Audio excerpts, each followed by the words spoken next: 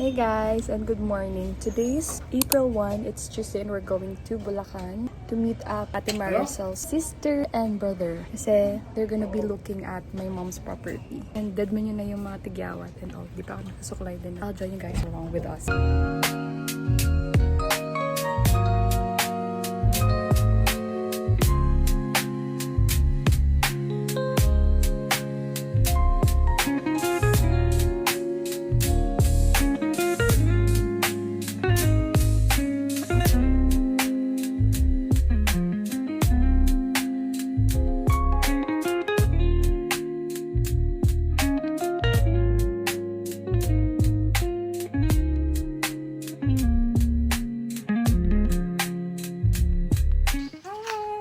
Dapat kanina, habang nagsasalita si nanay. Ay, narinig ka na rin.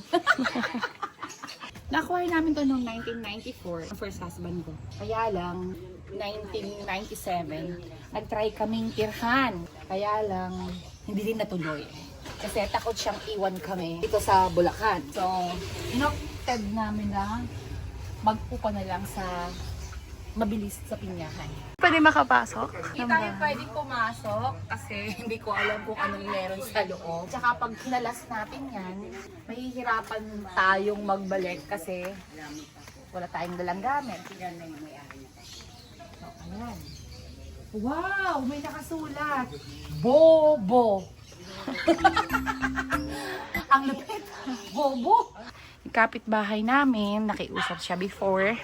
Paniman daw niya ng kung ano-ano. So ako naman, dahil tiwangwang naman at mabait naman si Ate Lydia, inayaan ko. O ayan, katatabas lang ng kanilang malunggay. Siguro namunga ng marami, kinuha nila yung bunga Kaya pinutol.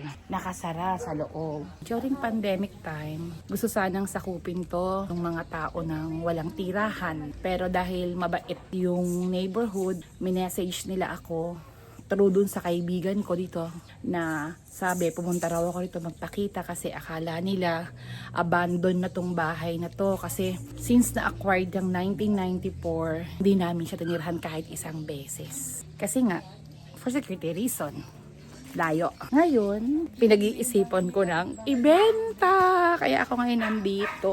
Kasi hindi naman nagagamit. Daming lang ka. Sino nag-ano yan? Sino Matalis ba nagtanim? bunga? Malalaki? Malalaki ba yung bunga? Kasi malaki ko? Malaki pero pinutin. Oo, syempre, lahinog na eh. Pinuntahan namin yung bahay ni Mama dito kasi bebenta yung bahay. So, pupunta dito yung kapatid ni Ate Sel para ma-check yung bahay. So, let's hope and pray na mabili tong bahay na to. Kasi malapit lang din sa kanila. And we all know na yung Bulacan is nagbo-boom na din. Bumili si Mother ng banana and watermelon.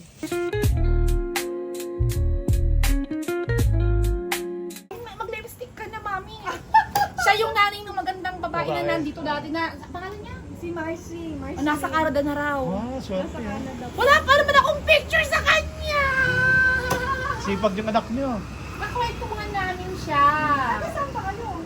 Sa Quezon City. Talaga? O, di ba? Minsan lang kami na. Ano yung ano nyo? Di ba kaya ako dito sa may Mercury? Ah! Binibenta ko na. So, inaantay ko yung buyer. Sabi ko dun tayo kasi malamig sila ate. Ano, nagpipicture tayo kanina. Yes! Oo, sabi ko, makikita mo ka agad yun kasi ano nga, ito nga, yung sawali yung ano niya, di ba? Kasi parang ang sabi si Celia, din ang apelyado niya ay Misa, M.I. O, Misa. Naging Celia. Kaya naging Kaya Celia naging tsaka Celia. Misa. Sige nga pa, massage ako ng paa. Una-una akong uupo! Wow! Talaga lang! Ako ang kauna-unahang uupo sa kanilang napakagarang upuan!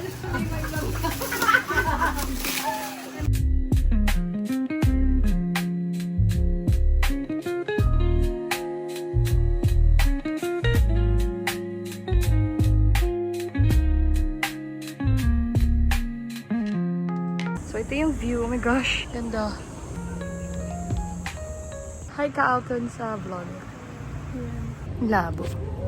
Ayan guys, pagpa-practicean ako. Kasi may mga therapists dito para na din ma-practice daw nila yung kanilang pinag-aralan. May certification sila, which is yung NC2. Tapos na pala ako massage. Sarap in fairness.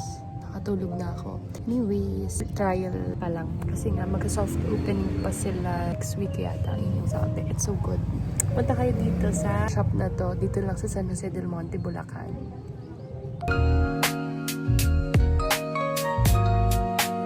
Diba? 50% off na nga sa services. Kaya na lang. May pa-free lunch pa.